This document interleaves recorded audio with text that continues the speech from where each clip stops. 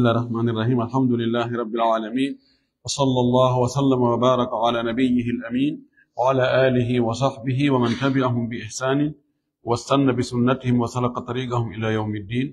اللهم لا علم لنا إلا ما علمتنا إنك أنت العليم الحكيم.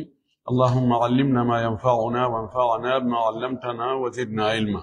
اللهم اجعل علمنا حجة لنا لا حجة علينا. رب اشرح لي صدري ويسر لي أمري واحلل عقدة من لساني يفقه قولي. قال مقدم التحقيق: أهمية الكتاب. يعد كتاب القوانين الفقهية لابن جزي من أهم المختصرات في الفقه المالكي وأجمعها. يتي الله سبحانه وتعالى تدل مولد توود سنيد حمد يتي ينتري يجول أن الأرم محمد صلى الله عليه وسلم أومو أنو اليمين سبيل ميدن يجول صحابة بنفو وجول إهوار كلا جوكو دينا كبه جوكو نوكا يو الله جوكي ينكن دينا وتبنتنا إهوار مكة وجتنا يندر مكة كده. اللهم آمين. oɗo waɗɗo daɗɗirɗo ɗum fi sellintindagol deftere nden ɗo ma ndaarugol ko ɓuri tabutude e deftere nden muula. O wii ɓay o fuɗɗinoke yewtere makko nden ɓaawo o wi ɗo ahammiyatul kitaabi, himmugol deftere nden, hittugol nde deftere, ɓural ko nde deftere mari kon e teddugal e ko herti kon ko nde deftere mari kon. O wi yo addu no lime kitabu algawani alfiqhiya libnu Juzay, nde ɗo deftere wi'etende ni nde ibnu Juzay wallifi hinde lime hinde konte hinde wattide min ahammi almukhtasarati e ɓurɗe himmude ɗen e raɓɓinɗinnaɗe ɗen deftere raɓɓinɗinnaɗe ɗen fi fiqhi almaliki ka fiqhu malikiyankejo, fiqhu e nder madhab imam Malik o, wa ajma'iha inde konta kadi ko nde ɓuri moftude e mukhtasaratuji wonɗi e nder fiqhul maliki. id tawde jama fiha musannifuhu moɓidiri e nder mayre wallifiɗo nde on o hawtiti talhisan e suutugol raɓɓinɗinna ñogga li madhhabil malikiya wonande laawol malikiyankoɓɓen. o watiri ɗum ɗon ma attambihi wondude e findinde andintinna sappo ala kathirin e ko heewi min al ittifaqi hawrondiral wal ikhtilafi e luutondiral alladi ngal bayna al imami malikin wongal hakkude imam maliki wa gayrihi e ko wonamo kanko min a'immati al madahibi e almamiɓe ɗiya laawi. o wi mo hawti piiji ɗiɗi e nde deftere raɓɓi ñoggande ɗo ko ɓuri raɓɓudude kon ko ɓuri sellude kon e nder madhab imam Malik, wattudude e andintinnugol kadi ɗiya madhabuji luttuɗi ɗi almamiɓe goo ardi ko honto ɓe fotti ko honto ɓe luutondiri. dayma o winna wifagan lahuma ma khilafan lahuma. si tawi ko imam Shafi'i e Abu Hanifa tun ko ɓen ɗon tawti imam Malik o ena wifagal lahuma, ɗum ɗo no hawrodiri e maɓɓe kamɓe ɗiɗo. siko kamɓe kadi ɗo lundi o inna khilafan lahuma. si tawi imam Ahmad no wattudi e maɓɓe o inna wifagal lahum khilafan lahum. o addi konguɗi raɓɓuɗuɗi ko noon holla wonde hiɓeya e imam Maliki ɓe fotti o masala ɗo ma ɓe lutori o masala ɗo. o andi ɗo o ɓurdi ɗum ɗo wono Khalil ka mukhtasaru makko e Ibnul Hajib e mukhtasaru makko on kanko kadi e mukhtasaru ma laysa fil mukhtasar ibn Shaban. ɓeɗo fof kamɓe ko madhab imam Malik on tun ko on ɓe ñoggi ɓe addi ko woni e mum kon ɓe dartali ɗi e madhabuji luttuɗi, woni hiɓe fotti e mum woni ɓe lutondiri e mum. ɗum ɗo ko ɓural nde deftere no o wi li takmula bidhalika, sabu yo timmu fi ɗum ɗon alfa'idatu nafoore nden, wa ya'zumu mawnaka al intifa'u naftorgol ngol, a andugol ɗiya madhabuji kanji kadi ko honɗum woni feere majji e masala on ko nafoore mo wonanade. ɓayno woodi woɓɓe goo uggini ɓe madhab mon on tun kala ko tawaka ka madhabu ɗon kamɓe ɓe sikka ɗum na diina. ɗum ko faljere ɗum ɓe yi'ay woɓɓe goo no waɗira nooneji goo e madhabuji goɗɗi goo ɓe ngalɗa ye ayno o juulirta, ayno o salligori, ayno o waɗiri ɗum ɗo e ɗum ɗo. nde neɗɗo ko annda kon haray ko kodum e makko fayda o anyay wa huwa ma kulli dhalika nde deftere ɗo wondude ɗum ɗo fuu yamtazu inde faltora kadi hinde sendodiri e luttuɗe bil ijazi raɓɓinɗinnugol gayri lmukhilli tawana bonnowol na ronko raɓɓinɗinnugol ngol tawata ko hani arde kon fof ko ari haysu fihi nokku ko tawata no e deftere nden isharatun sappanɗe ilal ara'i faade e pehego wal agwale e konguɗi duna sharhin ko alda e fense fensennagol aw tafsili ma weƴƴitugol wiɗo ani mo raɓɓindindi tawan o watta détail o détaillata kono o sappoto e masala be masala fayde o inni ɗo no dagi so wi to no dagi o fanki ko heewi kon hara no fottana sina ɗum o innayi no lundi noon ɓeeɗo tawa kaymo wiigo ɗon no dagi koyo sappo tum ko ɗum no haani nde waɗane dalilji nde waɗane istidlal andi khalil ka muhtasaru makko wiyeten lawwal thani ɓay o addali kanko dalilji goɗɗo goo mauritanien jo kala mo kojo mauritanien jo no waɗanir dalil winde mawahibul jalil min adillati khalil labini moƴƴi muhtasara ton ko waɗana ko fii tun yo yani ya andu ñaawoje ɗen e wonande fuɗɗotoɓe addangol ɓe toon dalilji e ellaji rutta man no ɓe townata usani ɗum ɗo ko ni gerdete ɗum ɗo no harmi ɗum ɗo no dagi ɗum ɗo no waɗi ɗum ɗo wattake ɓe mantata ɗum ɗon ɓe yaha ɓe gollira kono no hatoñine andugol ko fii honno ɗum ɗo no dagi ko fii honno ɗum ɗo no harmi fii honno ɗum ɗo no waɗi e fii honno ɗum ɗo wattake ولعل أول من لفت الأنظار إلى أهمية الكتاب لغسا أتيدو يلتو دي جيت يمببين فيوتنا هم قل دفتر دو ومكانته درجة دفتر بين كتب الفقه المقارن حق دي دفتر هيب نيرد كونغو دي كرم كوبين هو أندو أتيدو نغسا أتيدو ود دون مصنفه نفسه هو اللي في دون كانكو تيجي هنا يقول في مقدمته سانغا ويأتك ندأ دماغك وندأ دفترنا ووي وعلم أن هذا الكتاب وند دفتر دو ينيف هند قرى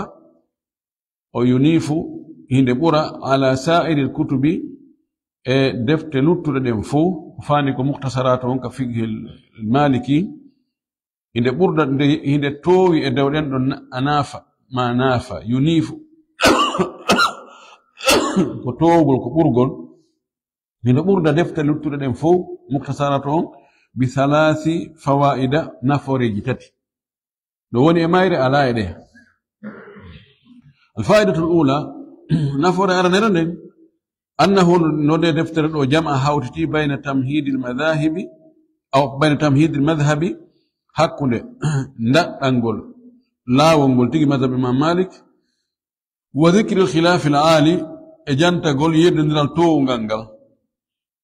en jantinoke wonde alkhilafu l'ali ko yeddawol hakkunde almami ɓen dow hana nder madhab o bi khilafi gayrihi no luutorde e konande deftere ɗo min alkutubi immode defte goo ɗen ɗon kanɗe wolata fi ɗum ɗon few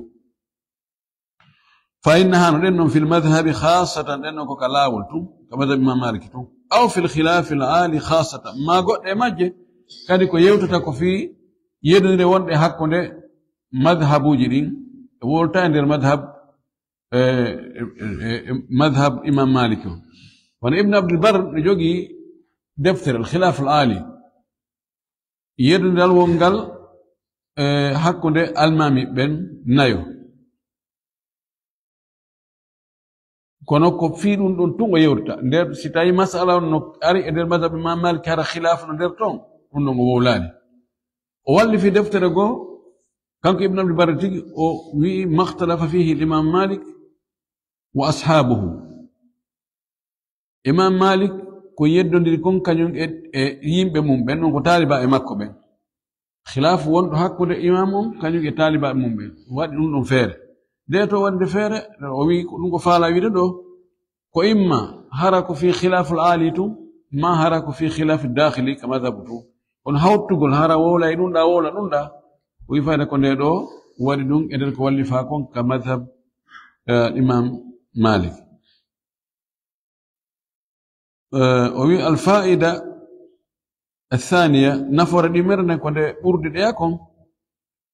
ووي إنا لمحناه بحسن ويحسن التقسيم بحسن أظن بحسن التقسيم والترتيب ووي لمحناه من جلب نريند من شود نريند بحسن التقسيم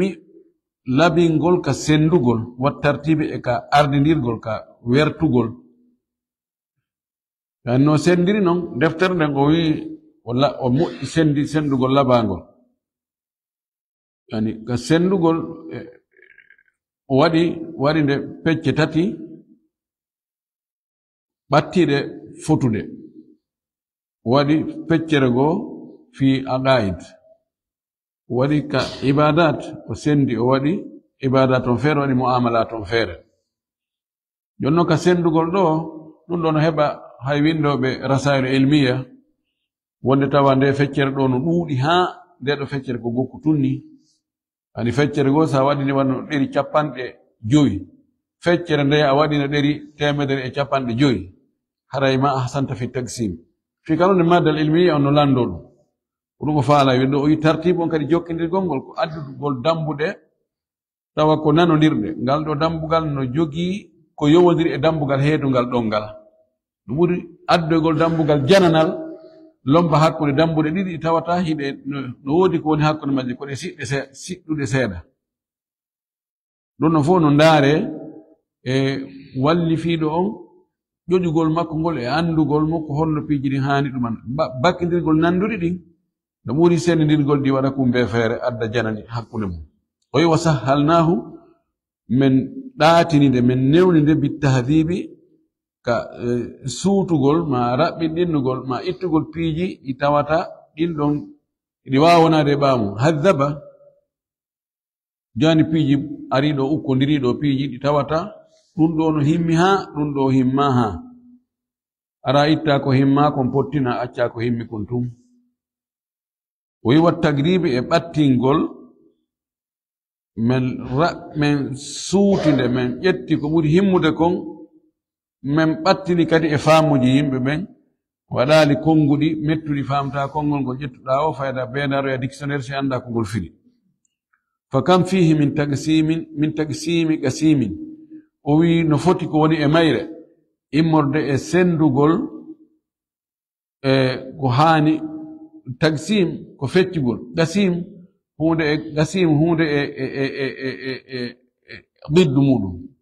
ɗi tawata piiji ɗi tawata ɗi haana ɗum ɗo e muqabil muɗum o wi men sendira noon wa tafsil asilin e sendidirgol lasiliyankowol yugarribul baida no ɓattina ko woɗɗitino wa yulayinu asharida aw wa yulinu asharida no ɗaatina ko foñuno sharid ko dogi ko pottiti yani haysi ko man nagge jallunge ni ɓen ko sharid ɗaatingo nge no haa hendorange doyi huma nge wona joni zalul eltinge ɗum woni taliyin mi mana ko faandi wiide ɗo ma'anaji woɗɗitinoɗi e haqqille o wino o sendiri ɗo ni o waɗi ɗum lasiliji ɗum ɓattinayi konnguɗi dogunoɗi ka haqqille mana naabuy waawɗi andude kanko o newni haa fayda mo bee no waawi hendaade wanno woodi defte goo wonaa wonɗo wonɗo waawi ɗe janngude ana enen fuɗɗotooɓe ɓen fof ɓen waataɗe janngude jannga ibaraaji ɗin tawa ko hollugol no waawi no luggi e arabo adda konnguɗi lugguɗi mettuɗi fii tawa si a faamay ibara on ma so a faamay konngol ngol ko bee yiltoɗaa e defte goɗɗe goo kono garaibul alfad garaibul lugha hara ko toon andoyta jaka si ɗum ɗo wi'ama hara ko ɗum ɗo woni ko faandi koy kanko addal waddi konnguɗi weldi faamude fuɗɗotoɗo waawaydi faamude ko ɗo kanko e khalil ɓe serti andi khalil mukhtasaru khalil kongu di makko ɗin e nokkeli goo ɗi wela famde ibaraji ɗi wela famde ɓa wadde mubtada ɗo o lowa goɗɗum ɗum ha wadde habar o yeeso sina a mutiɗo fannu nahbi e nokgo mana wawata andude الفائدة الثالثة بمعنى أودو نفور مودو وي o deftere nden ko sattinali nde ko woɗɗitino o ɓannu ko sattuno o ɗaatini ha newi ɗum ɗon ko nafoore goo nde deftere nde jogii muktasaratuji bus jogaaki no andi waggol ihtisar no metti fi fayda yanyugol ko ɗum ɓuri welde fi e ɗi ñoggugol haala ɓaysi ɓeeni a wowle kon non koye nder miniti ɗiɗi on so emi ko dari ko ronkande ko honɗi woƴetta ko holno o wolita nde minti ɗiɗi o wola ko faala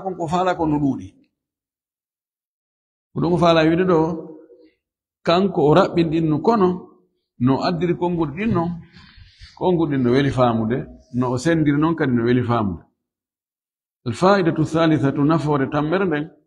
wi inna no menen qasadna ilayhi min faandike e nde deftere ɗo الجمع هاوتugol بين الإيجاز hakkunde ñoggugol raɓɓinɗinna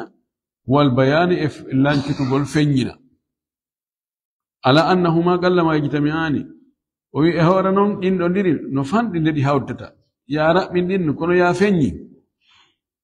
o wi wela fi o wi ko ɗum noon men faande deftere nde fa jaa bi awnillahi deftere nden ari e ballal Allah sahal al ibarati ko nde newinde konngudi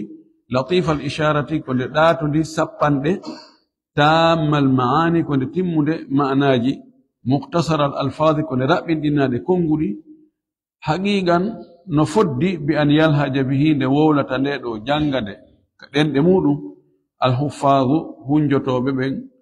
وإلى الله كفادك ألا نرغب من الرد في أن يجعله وطن دفتر دو موجبا كون دي وإن لغفرانه إيافا في مكة دي وإن حسب إيافومه وموسلا كون دي هيوتنور لرضوانه إيولا يمكة welayeji makko wa fatihan ko nde udditore li khazain ihsanihi e sottirde ma marirde moƴƴereji makko ɗin wamtinanihi e dokkal makko ngal innahu no kanko allah du fadlin ko jom ɓural adimin mawgal o wi ɗo nafoore tammere nde deftere nden ko o faandino ko yo taw hara konngudi ɗin ɗi ɗuuɗa ha kono hara ɗi feññini kadi ɗi ɓangini ko faanda ko o wi wela yeɓɓidirde hakkude noon ijaz e bayan wela fi kono o wi deftere nden ardile noon konngudi hiɗi ɗaati hiɗi newi ko sappa kon mettayi ko sappi ɗon a yeƴƴito ton yi'a manaji ɗin kadi fof no timmi konngudi ɗin ɗi juuta ha o wi ko ɗum waɗi no foddi ɓe hunjotoɓe ɓe jangane ɓe hunjo o tori Allah noon yo Allah waɗu hala nde ɗo nde wonay sabu ha bakkatuji makko ɗi yaafe o hewto e wela e Allah o moƴƴereji Allah ɗin kadi woni toon e dokkal makko ngal uddito o wi wa fi tanawul ibni Juzayyin lil masail fiqi andi ɗum ɗo kaɗo haala ko ibnu Juzay tigi woni no ko wowlika o ari ego kam gaddima makko ɗi fawaiduji ɗo tati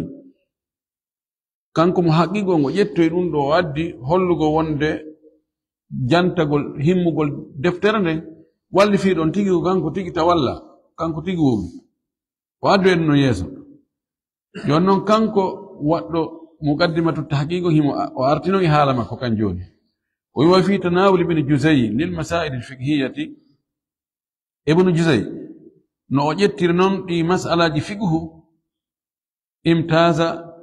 manhajuhu bil ijazi fil isharati o wi laawol ngol o rewi ngol sendodiri e laawi luttuɗe ɗin raɓɓin ɗinnugol fil isharati ka sappagol ilal ara'i faade e pehe karamakoɓe goo wal agwaali e konguɗi maɓɓe wa adami iradi adillati ashabiha e angal addugol dalilji jonɗin konguɗi e jonɗen pehe aw ta'lilati ma ellaji ko ɓe jantoto wonde dalil ko heewi kon ko hara ko imma ka alqur'an ma ka sunnatu sallallahu alayhi wa sallam si tawi woni ko wono qiyas ma e ra'ayuji ɓe addirɓe inna ta'lil allala qawlahu bi kada o ala adda ɗum ko heewi noon fuqaha en si ɓe wowli suɓi konngol ɓe inni men ko ɗum ɗo mi yi'i feran koye ɗum feranden koye ɗum ɗo yaari heewi kon ɓe wowlay ko fihon ɗum ɓe nayi li qawlihi ta'ala ko sabu konngol Allah taw ɗum ka o wi'i e o aya ɗo ma li hadis fulan ko laɗo maki e o maako maɓɓe ɗo ma ɓe anna li qawli sahabi sabu sahabajo kaarijo no hunde kaari ma ɗum qiyasan ala kada e eɓɓindigol ɗum ɗo e masala kada o wi kon ɗum ɗo ngo waddali ɗo ɓay ko faandi kanko ñoggugol raɓɓinina en addana en fayda teɓɓere nebbanden to koyo huuto addana en ko ɓuri lewñude kon ko lutti kon acca ton o wi illa fima nadara sina hara ko seeɗa ko fanɗi o addata konngol karamakojo go o addana mo dalil ma o adda ella ko o wowliri konngol ngol ko heewa o wi kon noon wonde himo no wippomo seeɗa o waɗa ɗum kamaltazama wan o waɗɗintinnori kadi adama raddi alayha wasugol ruttugol ɗi konguɗi karamakoɓe ma dalilji karamakoɓe ɓen awitta agiɓe ma e jokkutugol e konngol ngol jokkitira ngol tarjihan jiccingol ngol aw tadifan ma lo'ingol ngol ko heewi kon so addi o inni wa bihi gaala masalan sufyanu thawri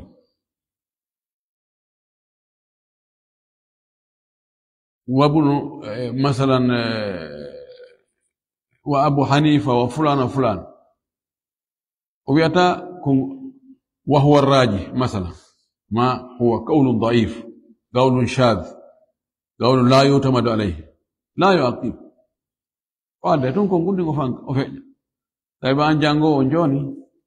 سيفعل عنده كهون دي كونغو دو وادي مذهب من مالك كون دو مذهب وين وادي تاوتو به مذهب وادي لوندي به مذهب كويكون أو مسألة وفانك ودالي تعقيب ولا الاستدلال ولا التعقيب ولا لا يونه كونغول هونغول جيكيني كونغول أسوبي هونغول بولي سلوده ولا يوي يونو سافالا اندugol dum be yiltola e de din don kongudi kadi wo kadi ka o ittoydi ton eden defte mabbe mo be no jogi ton dalil e bindira non ando ko fuddo de waddan safala andude tigi tigi on der ton kongurdin ko hongol buri jogare dali ko be yiltuda e defte mabbe ne kono wayo no way joni o hollima do wonde o imam do kanko ko ni o yiri mas'ala ko dum do o wi e mas'ala do walni mabuy andi position makko joni heddi atawtay mo e dum fotni atawta mo anda dalil makko si tawi ko ada bito dalil ko a neddo dalil الدليل لمن يعرف الدليل سنادون الحمد لله دو ميوني لا بايكو امام كارمات ان اسكن فجا طيب وي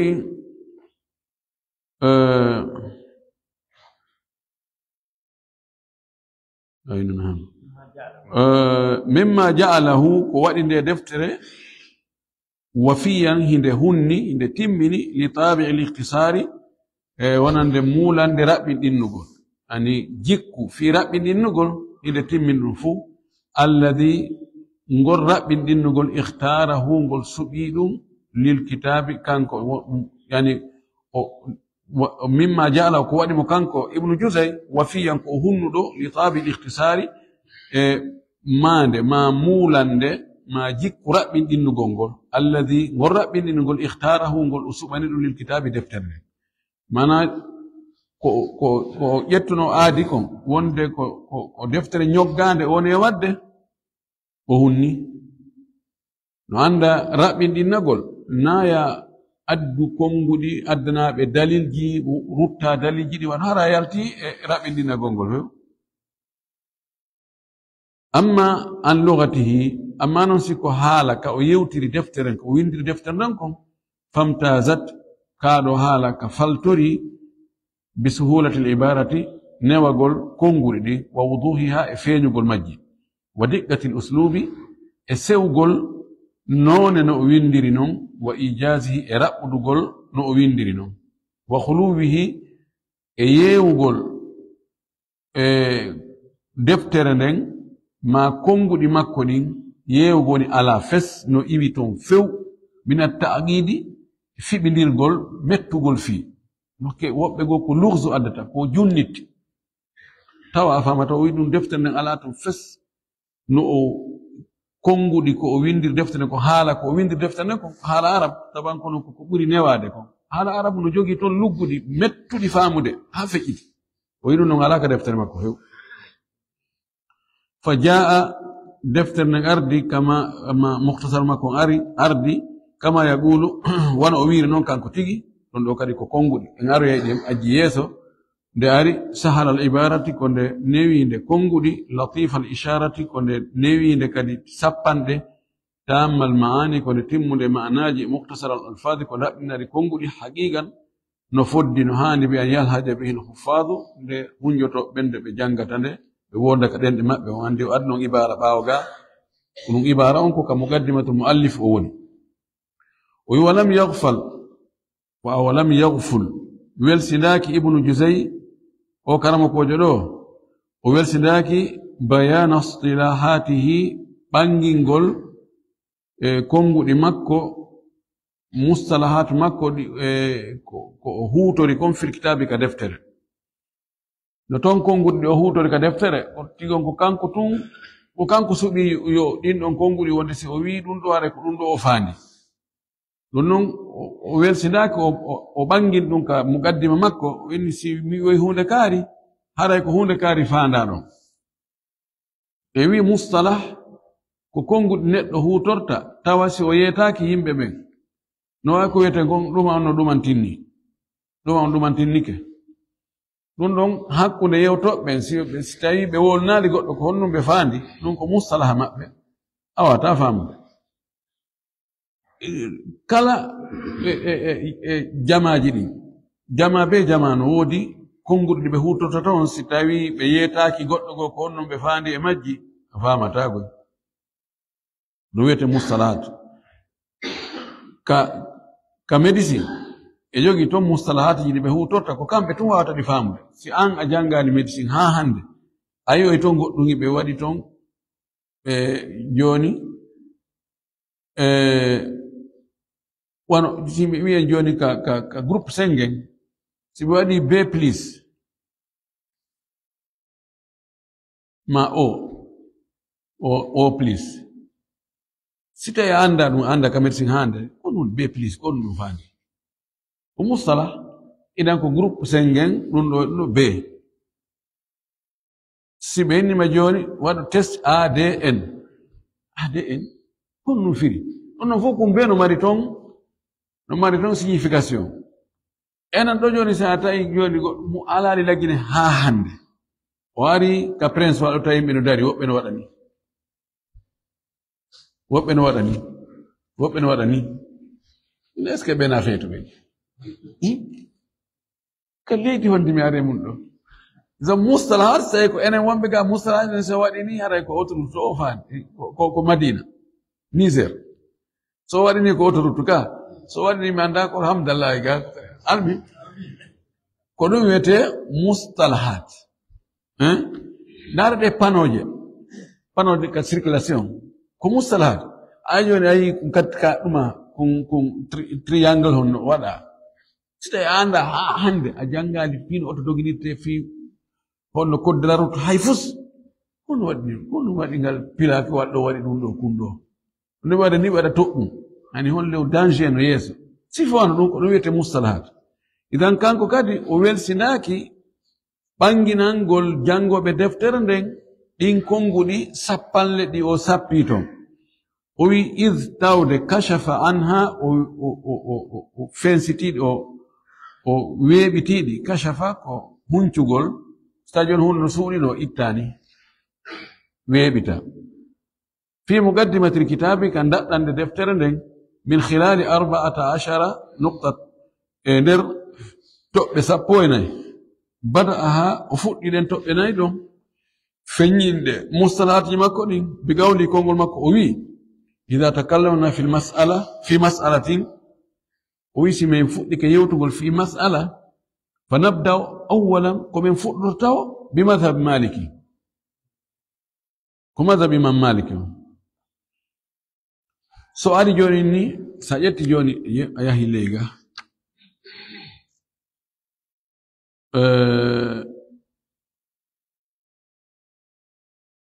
وإني جوني مثلا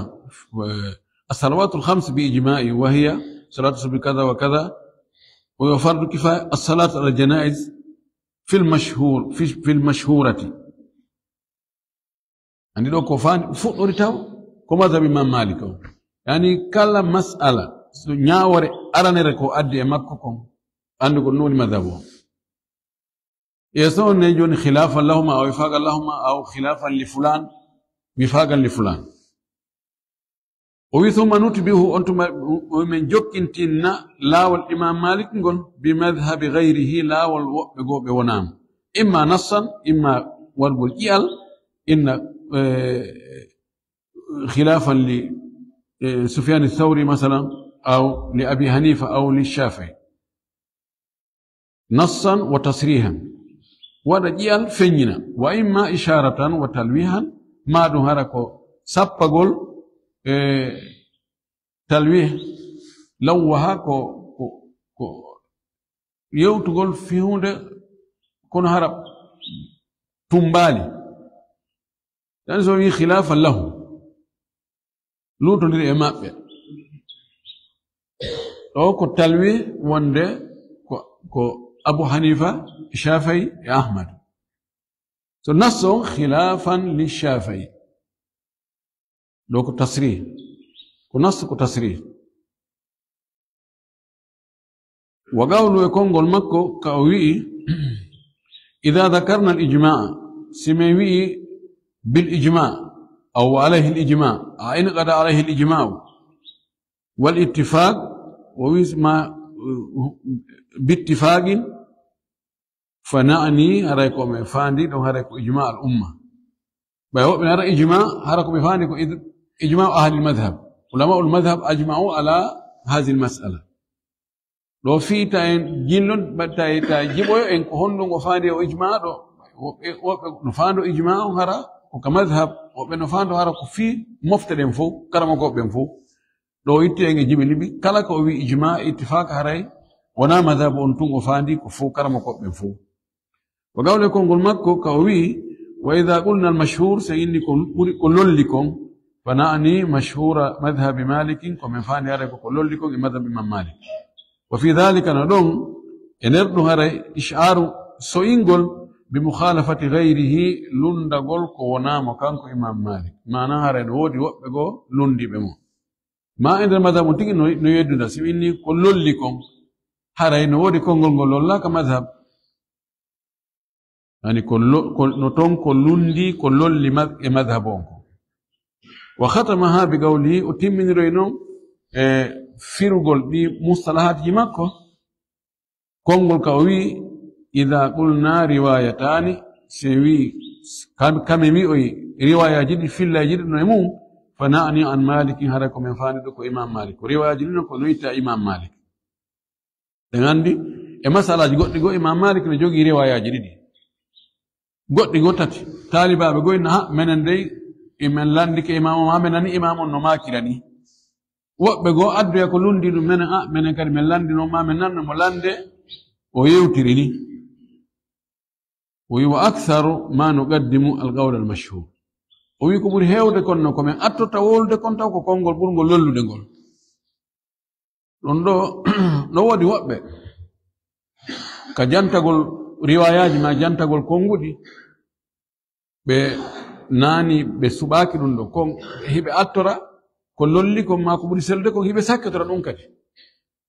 ɓe waɗa iltisam tartibe on tawa ko atta wolede kon ko ɗum ɗon ɓuri tuugineede ma ko ɗum ɓuri sellude kanko no mo wi o holli en ɗo wonde so tawi riwayaji ɗin no ari riwaya mo atti wolude on fi mum haray ko on ɗon ɓuri lollude ka madhab ويتجلى قيمة الكتاب إنه يلتي تفيني نون قيمة الدفتر العلمية درجة ما يرون كغندل وأهميته هم قول دفتر هيت قول في بابه كدمبغال كده والفادو فيمو من خلال النقول عنه اندر كو اغا كون امايره honno andinta en ma dallinorte wonde nde deftere ɗon hitti nde fimun no mawni ko arɓe ɓaawo wallifiiɗo o si tawi hiɓe dallinorde nde ɓe ƴetta e mayre ko ɗum ɗo ko e deftere kaarire men yi'i ko ni kaarijo wiɗi ka deftere muɗum o andi sakkitoɓe windugol ɓen ko ɓuri heewde kon ɓe eggay konnguɗi ɗin e attinoɓe ɓen kala deftere nde yiɗon fayda wallifiiɗo wo ƴettoyay e mayre hono no hofiri firi wonde nde deftere no hitti hiɓe hoolinde so deftere nde a hoolaaki winduɗo on a harɗa hersi ƴettugol e mayre toon dallinora ka hay jooni e konnguɗi karama koɓe ɓen ɗo wiyata ko ɗum ndey wona ustad karen ko ɗum ɓe maaki mi nani docteur karen no wiya hunde kaari ko so tawi ɗa hooli on tigi ila hittiri fi makko sinano a fankay tu hay se andi wowli no wi'a woɓɓe do no wi'a hunde kaari ka o wi fa hada al-imam abu abdillah muhammad ibn yusuf al-abdari al-andalusi al-shahir bil mawaq oɗo ibn al-mawaq oɗo ko faati ko tawi ferguno yara duuɓi 897 oɗo yusarrihu bin naqli anhu fi iddati mawatina من كتابه التاج والإكليل قال أنه يجي دفتر التاج والإكليل شر مختصر خليل هم فني لا من بوس وين أنو ابن جزين ويد أنو كالقوانين الفقهية والكونغو دو كتوم يجتنغول دليل أنو كباي كارين أدلو كدفتر مدو وفني نكده وتبعه في ذلك الإمام الحطاب نجوكتي مويدون أودو كدي محمد بن الحطاب أو محمد الحطاب أودو كان نجوجي ونوادي شرح أودو كو فاتي كو تايفر بن يارا دوبي تامت جينا إتشابان جو إناي في كتاب كدفتر ماكتر المواهب الجليل شرح مختصر خليل نودي مواهب الجليل من أدلة خليل تاير نادي غوتي أندون مواهب الجليل من أدلة خليل أنكو موريتاني ينجو ونا بويدو كو ووري دارو فيوندو دوك أن أدني خليل dalil ji ɓay kanko jantaki dalil o addu masalaji ɗi oɗo ko ɓoyuɗo ɓay yi ko honde o faati ko duuɓi tawi fergo no yara duuɓi 994 oɗo ko charh o waɗu charh kankandi mo wonde mo adda dalilji toon kono ko ɓuri heewde kanko ko waggol mo ƙarana hakkunde ko khalil addi kon e ko woɓɓe go addi ka nder madhab o janto ko ɓuri lollude kon adda konnguɗi noon karama koɓe madhab ɓen shuruhat khalil ala ɓurɗo yaajude hewti on ɗon mo hattab waɗi sharhu on o wi li sharh mukhtasar khalil wa nagala anhu aidan al imam ad-dusuqi imam ad-dusuqi kankari on ko maayi on ɗon sakkiti e ɓeeɗo ko tawi fergono yara wulure e 250 في حاشيته وجوجي دفتر حاشية الدسوقي على شرح الكبير للإمام الدرديري والإمام محمد إليش كان مجوجي شرح منه الجليل شرح مختصر خليل أودو شرح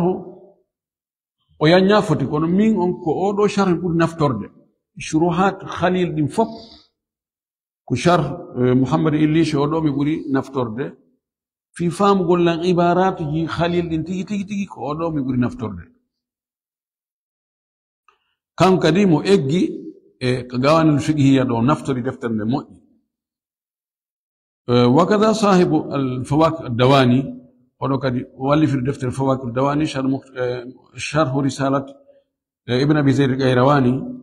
واجي اماكو كما نقل عنه عبد الحي الكتاني توفى سنة ودو في تراتيبه الإدارية لدفتر ماكودو وغير ذلك من النقول يكون هذا إقل بيدو فكو بنفترين دي دفتر كرمكو بكم مالو بمولانا بالله سيداي بينو إقود دفتر دالي نرادون walli to radum hara holli deftere nden no jogi valeur holli valeur deftere nan do no tiidi wi walam yaktafi ahlul ilmi bil iktibasi wan nahli min hadha al kitabi wa i'timadihi fi tawthiq o wi yondinoraade yimbe gandal ben jappinorgol nde deftere do yara e mayre onon jappinorgo iktibas kalasili ko argol tawa yiten hubbi adda jolbol an kadi hubbado ko teugol hubbadon naba ma ara yetta fil tokka do naba yite ngen kama wote iktibas onno gollitire argo joni janga deftere goddo de wallifi janga de hafama moƴƴi an kadi yaha ñembinoya waɗira fayda sifano waɗiri no i karama ko ɓen fade ko non wona walli forede a jangana yimɓe ɓen dara ko honno ɓe girdi kamɓe ko honno ɓe attori ɗo si ɓe watti ɗum ɗo ko dambuɗe ɗen ka tahara ko ɗum ɓe attorta ka ko ɗum ɗo ɓe attorta dara ɗum heɓa ide ɓe hattali ƴettugol ideji maɓɓe ɗin e nde deftere bal yarugol e mayre nahal ko yarugol e mayre tuuginode kadi ka holnugol konngudi inna ɗum ɗo madhabi ma malik ko ɗum ɗo tum seede muɗum ibnu jusay ko ɗum wi'i ma abu hanifa ko ɗum wi'i pise ibnu jusay ko ɗum no eggingol konngol e makko ɓe yonniral ɗum ɗo tum bal accu kana ibnul muallif ɓiɗɗo wallifiɗon tigi ɓiɗɗo ibnu jusay wiyeteɗo al imam abu muhammad abdillah ibnu jusay oɗo o woni sabbagal janoɗo e adiɓe ilal itina'i bihi toppitagol nde deftere ɗo wa ta'liqi alayhi e aggugol e hoore mayre min khilali taqyidatin o wi e nder tongalle o wi kono la nadiri ma masiruha en anda ko honno woni battane ɗen wama qimatuha e ko woni qiyam majje ko woni wowlama wonde ɓiɗɗo ibnu jusay on abu muhammadin abdullah ibnu jusay o nde deftere ɓen makko ɗo o toppitino ne moƴƴi o waɗi taqyidati e mayre o waɗi o yaltini o tompiiji kono nden ɗon deftere nde o windi nden ɗon yi'aka wowlama noon himo winduno ani o defte bu ko ɗe mafqudat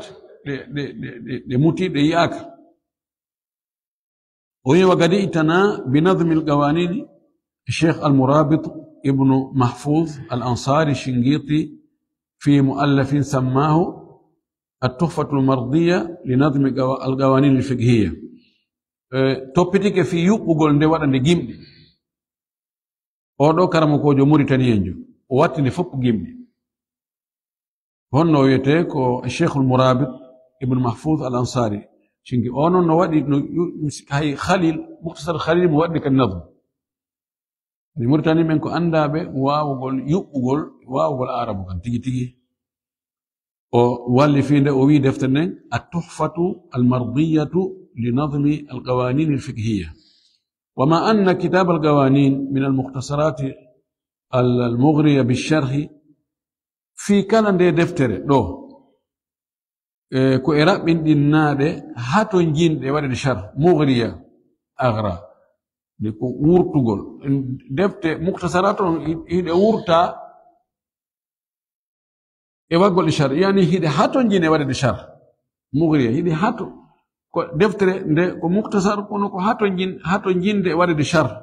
fi kala ɗum kono illa annahu lam yahzu bi inayati shurrahi e hoore ɗum ɗon kono nde heɓaali lam yahzu nde yeɗaka nde heɓaali haaza ko hendagol hatta yahuzahu tujjaru fi rihalihim ɗano maki sa soodi si marchandise sodama tentini ñamete wota o yeeyite ka o soodaɗo ha on tigi hendo mo naɓa ka muɗum haaza hiyaz ko hendagol nde heɓaali bi inayati shurrayi danke waɗoɓe sharhuɓen fare nde waɗaka sharhu min ɗo mi annade sharhu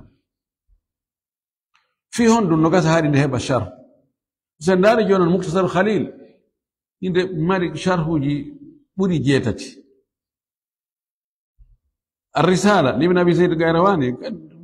كنت كنت هذا مختصرات nde jogi sharhuji ɓaɗiɗi 15 يوني هاي الأخضري يجوكي شرحوي الأشماوية يجوكي شرحوي مختصرات فوق يجوكي شرح وندير نهباني شرح ويكو في يونو وي لما سيؤدي إليه هذا الشرح سبق توتا أون شرح دون سيد شرحها ما كل دو هيوت نويتا فيما يبدو كفينيكم من إخراج للكتاب يلتنقل دفترنا عن الغاية فاندار المقصودة منه فاندار يعني حتيرد فاندانو دي دفترنا حتيرد واللي في دون فاندي كون كو دفتر راب ديناده تاوتا هاينا دو يما وند فام سينودا مشارو يا نياما هرا يوتي وند مختصر وانتي شر كون مسكانادو e aluttude kadi muktasar luttude ko ɗum wonno ko fanno e mum kono char on hatta joni mattu on no heddi ɗon char no heddi ɗon faalaɓe ko yaaji ɓe ƴetta char on faalaɓe ko ɓuraɓɓiɗi kon ɓe ƴetta muktasar o allah hoddanalde ɗum nani karama ko ɓen ɓe hiɗɗinade char gonde no gasa onon ɗo e heɓay ɗo wano tatuma nayo yambari li sharhihi ɓe darto ɓerno char la allah sensoɓe mbuɗi goo tawete e muɗum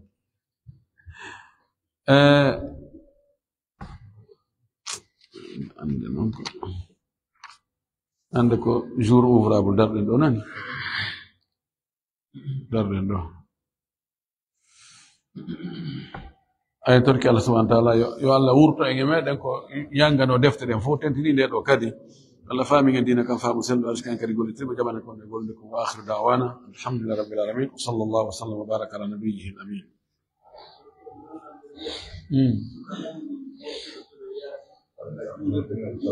نعم